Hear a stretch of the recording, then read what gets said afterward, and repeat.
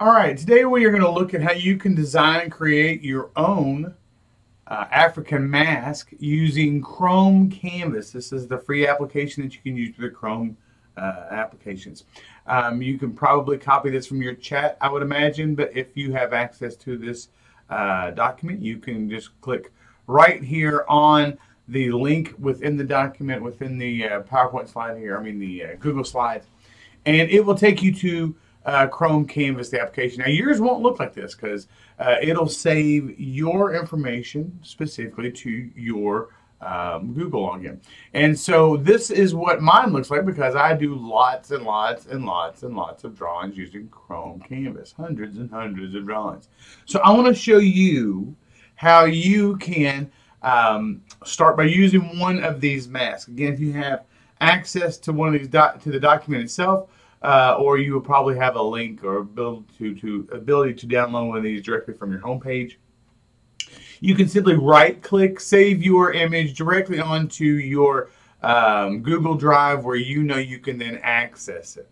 Once you've saved it and you know where it is, you can then click New from Image once you get into the Chrome Canvas. You'll go to the pictures where you have saved that, and again, yours will probably be on your Google Drive. Once you find it, you just double click it and the Chrome Canvas will open that up into this application. I like this program very much. And so we're going to use this today to design the mask that I'm going to use it to design my mask, and you can use the Chrome Canvas to design yours.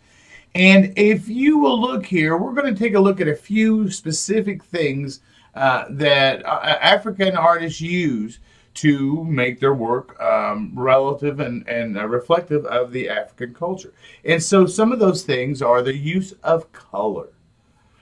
African artists typically use primary and secondary colors. Our primaries are red, yellow, blue. Our secondaries are green, orange, and purple. So we'll see lots of reds and orange and blues and yellows and oranges, greens and purples and that sort of thing.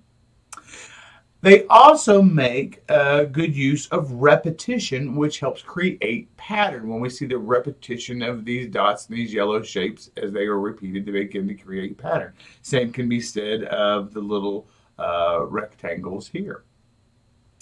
These patterns are often created using geometric shapes, just like we pointed out here with the circles, with the rectangles. Often we'll see triangles being used repeatedly to create those types of patterns as well. And so we're going to use bright colors, those primary and secondary colors. We're going to use some repetition to create some pattern, and we're going to use those geometric shapes as we do so. So there are 5 tools over here that you can see. If you've never used Chrome Canvas before, I'll give you a quick demonstration. There's a pencil tool, a pen tool, a marker tool, a pastel or kind of crayon maybe tool, and then of course an eraser, and you should probably know what an eraser does. For each of the tools, when you select the tool, there is a little adjustment button here where you can adjust the size, and you can see the size of my marker get smaller or larger. You can also adjust what we call the opacity or the transparency, how opaque or transparent. Opaque means you cannot see through it. Transparent means you can see through it. So if we go way to the left, we can see through it a little bit. If we go way to the right, it becomes more opaque. And each of those tools has a different type of adjustment. You'll see the pen doesn't get nearly as big as the marker, for instance. The last thing is the color selector here, where we're going to be able to choose our bright colors. We can use our color palette here, but we also have the custom button, which allows us to choose from the infinite color selector. We can slide our little selector down here. Once we choose the color we like, we have access to all the tints and shades of that color. If we add white to a color, we get a tint. So this baby blue is a tint of this blue. If I add black to a color, I got to shade those. So this darker blue is a shade of this bright blue. And so we can use different types of tools to select the colors that we might want to use.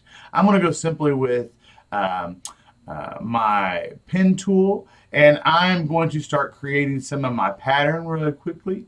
And I'm going to do so using my pen tool here, and I'm going to start by using circles to create some pattern.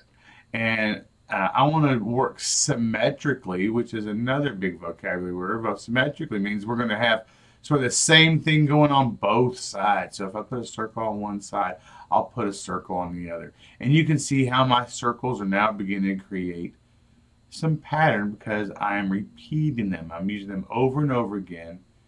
And very often repetition leads to creating pattern. Now you saw me erase there. If you do something you don't like, if for some reason you didn't like that circle, you can click that little back left button. It'll undo. The little back to the right button will redo if you want to put that back on there. I'm going to use triangles to create a little pattern in this part of my mask. So I'm making little zigzag lines that create some triangles that create pattern.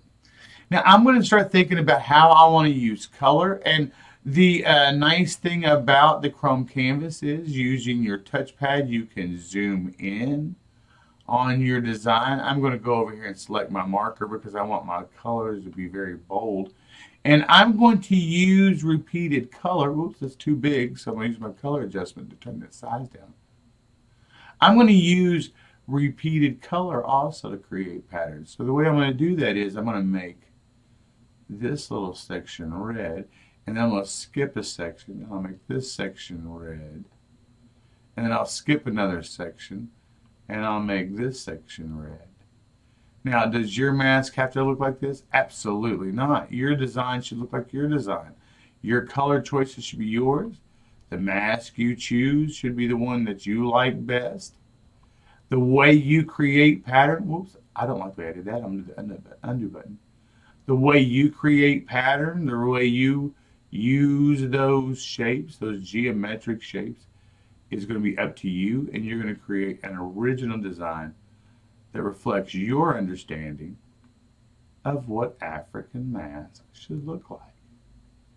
Now, hopefully you got to listen to the story of how the spider got its legs. That's a folk tale. And think about the different masks that we saw that were next to that, where the link to start the story. Those masks, you know, if the storyteller were to change those masks out as they're telling the story, it would really reaffirm that story. We could really get the sense for all the different animals involved in stretching the legs on that spider.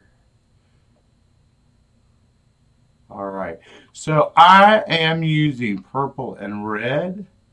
Red is a primary color. Primary colors are the three colors that you have to make all the other colors. Those are red, yellow, and blue. And when we combine two primary colors, we get a secondary color. For instance, this purple is actually made when we combine red with blue. When we get red and blue together, they make purple. All right, so I'm pretty happy with this section of my mask. I've got some neat repetition going on.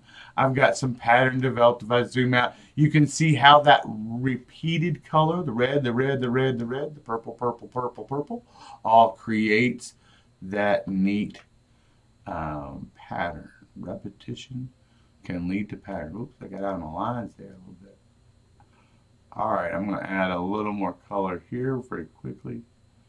And then I'm going to let you all get to designing yours without having to hear me talk. All right. So again, I'm trying to repeat color by skipping. Alternating is what we call that. When we have an area that has something and an area that doesn't have something, we're kind of alternating. And so, I'm alternating my yellow, and I'm going to go with green as my alternating color for this part.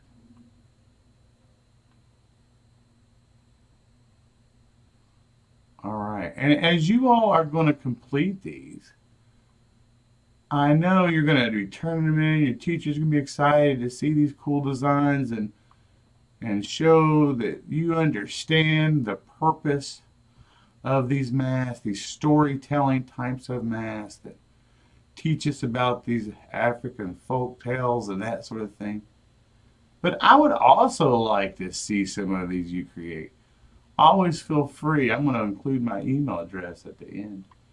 But always feel free to send me any cool artwork you ever make. I love to show that on my websites. All right. I'm going to try to quickly finish up by popping in some color into these. I'm going to continue with this yellow. I really like this yellow. Into these into these little circles.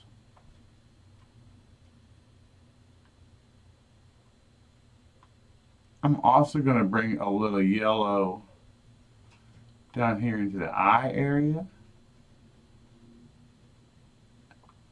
And I'm also going to bring some yellow into those triangles I made earlier down here in the face.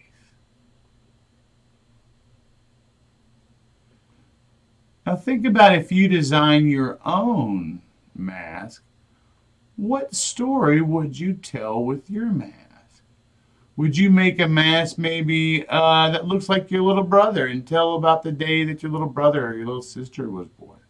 Maybe you might make a mask that looks like your grandmother or something and tell the story of how she makes Thanksgiving dinner every year, something like that.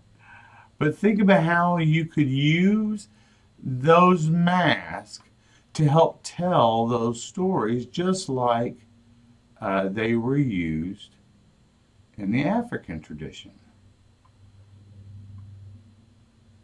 On one of the first slides you saw there were 3 little pig masks. And so one way that we often in our country tell stories is using like puppets, and puppets are sort of a form of mask almost. In fact, there is a great Japanese theater tradition called Bunraku Theater. I'm not pronouncing that correct, I can guarantee you that. But where they wear masks and sometimes incorporate puppetry into it. It's really neat. All right, and so I've got some nice red in, I've got my yellows in, I'm about ready to go crazy with my purple, and then I think I will let you all, and I'm changing tools because I kind of want to show you some of these other tools as well, but I'm using this purple now. I'm using my little pastel or my crayon tool. And you can see it kind of gives you a little different texture. I kind of like that texture myself. If I overlap with this tool, you'll see it gets darker as I overlap.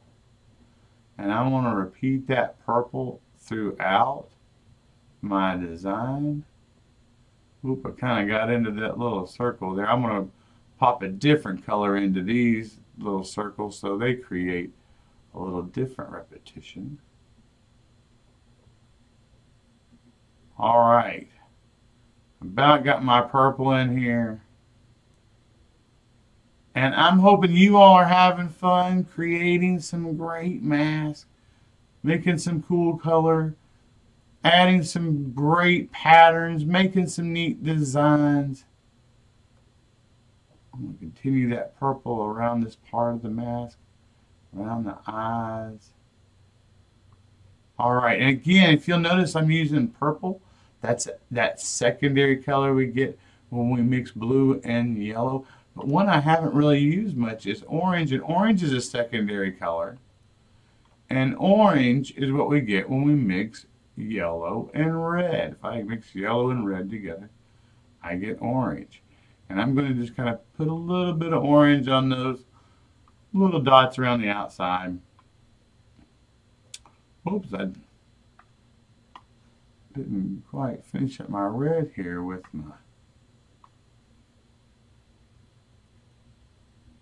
All right, get my red going there on that ear. I don't want it to be different. I want to work symmetrically. Remember, symmetrically is where we put the same on both sides.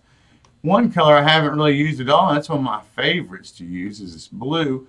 So I'm going to use this blue as sort of the primary as I fill in and sort of finish up my mask design. So you can kind of see mine is coming together. It's about done. And I'm anxious to see what it is you all have created. How did you use color? How did you use shape? How did you create pattern by using repetition? What primary and secondary colors did you choose in your mask? So all these different choices that the artist has to make. When we are thinking about these choices, these are sort of the choices that will help us define the type of artwork we are creating. And today, because we're creating these African style masks, we're using the elements of art: line, shape, color, repetition, and pattern. We're using these in the same style or the same way that African artists use those elements. And that's what creates that unique and interesting style. Okay, I'm pretty happy with mine.